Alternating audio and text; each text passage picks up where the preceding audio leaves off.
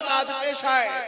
वक्त आएगा इंशाअल्लाह अज़ीज़, वक्त आएगा तुम देखो कि अंधेरा हमेशा नहीं रहता, उजाला आता है। रब तबारक व तआला का दस्तूर है कि अगर हम टूट फूट गए हैं, इससे भी बुरे हालात आए थे बगदाद में, एक भी मुसलमान रह नहीं गया था जो खुल करके बात कर सके। तातारियों के जमाने में, हलाकू के जमाने में ईंट से ईंट बजा डाली बगदाद की, लेकिन आज जाओ, क्या इस्लाम खत्म हो गया बगदाद में? अरे दरियाए दजला का पानी लाल कर दिया था मुसलमानों के खून से। पूरे बगदाद में घोड़े दौड़ते थे तो खून में उनकी टाप भीगी रहती थी, इतना खून बहाया था बगदाद की गलियों में। ये तो इससे ज्यादा सख्त हालात तारीख में आए हुए हैं, हमने देखा है। मियां करबला के मैदान से ज्यादा सख्त हालात कब आए होंगे? जब इस्लाम खत्म नहीं हुआ, रुका नहीं। तो इन छोटे छोटे मौसमी कीड़ों से थोड़ी ना इस्लाम को रुकना। इस्लाम को ना रुकना है ना रुकेगा। इस्लाम तेरी नब्ज न डूबेगी हश्र तक, तेरी रगों में रवा खून है चार यार का। ये जालिम ये समझते हैं कि हमारी गर्दनों को मार देंगे। किसी जगह आज ही देखा, एक मौलवी साहब मस्जिद के इमाम साहब बाहर निकल रहे हैं और ये आतंकी भेड़िए आए और उनकी दाढ़ी पकड़कर मारने लगे, मॉब लिंचिंग करने लगे और कहा इस धरती पर जीना है तो हमारे खुदा का नाम लेना होगा। ये सब जो आतंक फैलाया जा रहा है, इससे आपको घबराने की जरूरत नहीं, इससे आपको नर्वस होने की जरूरत नहीं। ये हालात आएंगे, हम इस्तेकबाल करेंगे। अल्लाह से दुआ यही करते रहेंगे कि मौला ऐसे हालात पर बस हम पर फजल ये करके कदम तेरे दीन पर कायम रहे और हमारा जिस्म तेरे दीन पर कायम रहे। इन हालात से घबराने की जरूरत नहीं। न घबराओ मुसलमानों, अभी खुदा की शान बाकी है, अभी इस्लाम जिंदा है, अभी कुरान बाकी है। ये जालिम काफिर क्या समझते हैं जो रोज हमसे उलझते हैं? अभी तो करबला का आखिरी मैदान बाकी है। आप सबको इन हालात से नर्वस होकर जीने की जरूरत नहीं। बात इतनी है कि मैं उनकी तरफ बात नहीं कर रहा हूं, मुझे रहजनों से गरज नहीं, तेरी रहबरी का सवाल है। डाकुओं का काम है डाका मारना, चोरों का काम है चोरी करना, लेकिन आपसे हम पूछ रहे हैं तुम अपने घर में क्या कर रहे थे? तुम अपने घर में क्या कर रहे थे? चोर तो आएगा ही, डाकू तो डाका डालेगा ही, लेकिन तुम मुसलमान हो, अल्लाह ने तुम्हें एक बहुत बड़ी अमानत अता की है। तुम्हें अल्लाह तबारक व तआला ने अपने नबी पाक की वफादारी की अमानत दी है। तुम जब इस अमानत पर खुलकर नहीं उतर सके तो फिर तुम भी मुजरिम करार दिए जाओगे, तुम भी पकड़े जाओगे। आओ आज जैसे आपको अभी हलचल साहब कह रहे थे ना, इश्क हो तो इश्क का इजहार भी होना चाहिए, इश्क हो तो इश्क का इजहार भी होना चाहिए। छुपा हुआ इश्क, इसको बुज़दिली कहा जाता है। हाँ, छुपे छुपे मोहब्बत करने वाला बुज़दिल आदमी है। और हम किसी लैला से थोड़ी ना इश्क कर रहे हैं, हम कायनात के आका मौला से इश्क करते हैं।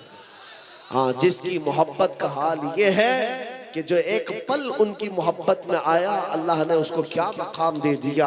मैं आपको बताता हूँ, मदीने का एक नौजवान, माँ भी यहूदन है, बाप भी यहूदी है, और बेटा एक दिन मस्जिद नबवी के पास से गुजर रहा था, यहूदी लड़का है। हुजूर पाक को सहाबा के साथ बैठे हुए देखा और दिल दे बैठा और दरवाजे पर खड़ा रहा, देखता रह गया।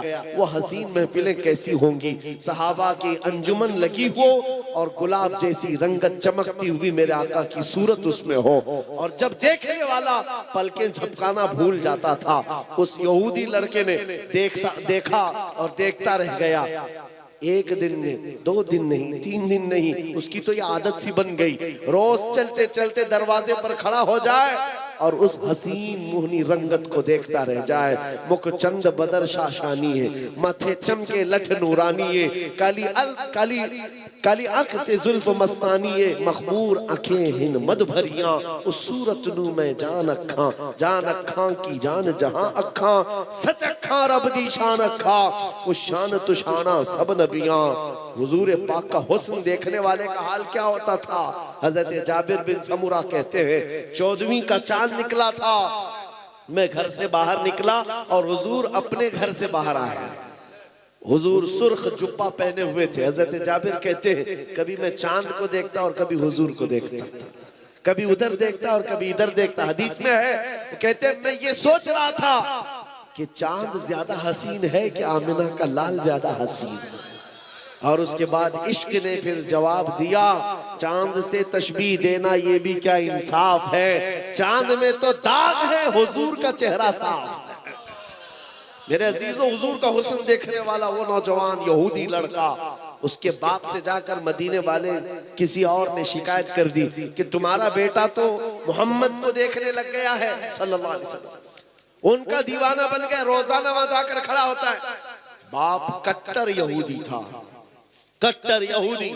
बेटे से कहा कि तू आ जाता, उसने कहा वो अच्छे लगते हैं, मैं देखता हूं, अच्छे लगते हैं। बाप ने पाबंदी लगा दी कि आज के बाद से उस रास्ते से भी नहीं जाएगा। लेकिन इश्क है तो इजहार होना चाहिए, इश्क हो तो फिर सारे सलासिल और बेड़ियां तोड़ करके निकलता है बंदा। वो नौजवान न बाप की सुना न माँ की सुना, फिर दूसरे दिन आया, उसी दरवाजे के पास खड़ा हो गया, हुजूर को देखने लगा।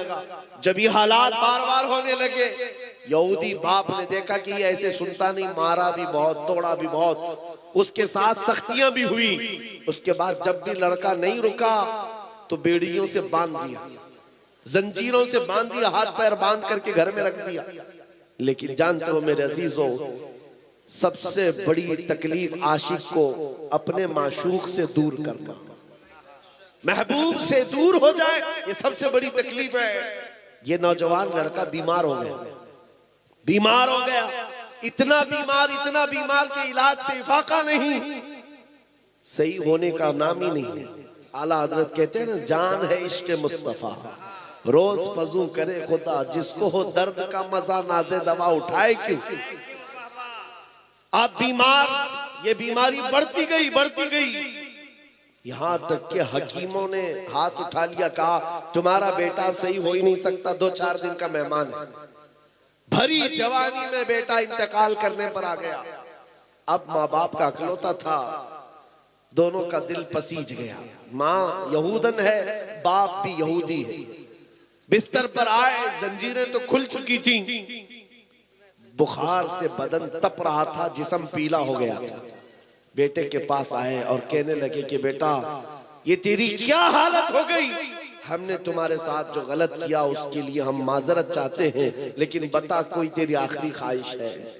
उस नौजवान ने कहा, एक बार मोहम्मद अरबी को देखना चाहता हूं। मेरे अजीजों, इश्क अगर हो तो इजहार होना चाहिए, चाहे वो